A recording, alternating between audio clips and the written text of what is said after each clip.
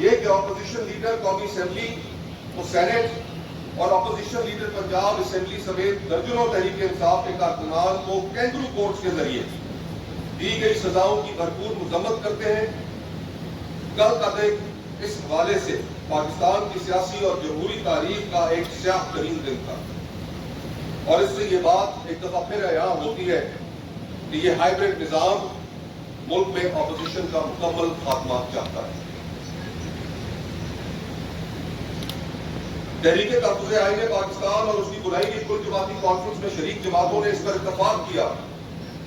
کہ اس وقت تمام سیاسی جماعتوں اور سیاسی قوتوں کے درمیان ایک نئے میثاق جمہوریت کی اشد ضرورت ہے۔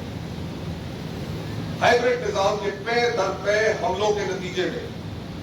آئین پاکستان اور اس میں درج شیک 8 سے 28 تک دیے گئے انسانی حقوق اور پارلیمانی جمہوری نظام مکمل طور پر بے معنی ہو چکے ہیں، اور آج عوام اور ریاست کے درمیان سماجی معاہدہ تار تار ہو چکا ہے۔ اس لیے نئے میثاق کے لیے درج ذیل نکات پر ایک قومی ڈائیلاگ کے بعد ملک میں تمام سیاسی قوتوں کے درمیان مکمل اتفاق رائے پیدا ہونا چاہیے، جس میں 1973 کے آئین اور پارلیمنٹ کی بالادستی شامل ہو، قانون کی حکمرانی شامل ہو، عدلیہ کی آزادی پر بات ہو، آزاد اور خود مختار الیکشن کمیشن کی تقرری اور منصفانہ انتخابات کا طریقہ کار وضع کیا جائے، صوبہ بلوچستان کی صورتحال پر گفتگو کی جائے اور حل نکالا جائے، صوبہ خیبر پختونخوا اور سابقہ قبائلی علاقہ جات کی صورتحال اور اس کا حل، اور امپورٹنٹلی ایک ٹروتھ اینڈ ریکنسیلیشن کمیشن کا بھی قیام کیا جائے۔ بین الصوبائی تعلقات اور پانی کی تقسیم آج ایک بہت بڑا ایشو ہے، اس پر قومی اتفاق رائے پیدا کیا جائے اور سیاسی جماعتوں کو آپس کے تعلقات اور ہر طرح کی غیر قانونی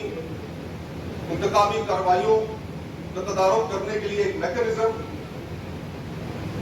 میڈیا کی آزادی کو انشور کرنے کے لیے صرف اپوزیشن میں رہ کر باتیں نہیں بلکہ عملی اقدامات، خواتین اور اقلیتوں کے حقوق اور بین الاقوامی تعلقات پر ایک سحر حاصل گفتگو نئے میثاق کی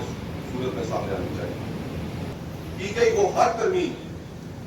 جس کے ذریعے سے مقننہ کے اختیار پر قدم لگائی گئی اور مقننہ کے معاملات میں غیر قانونی مداخلت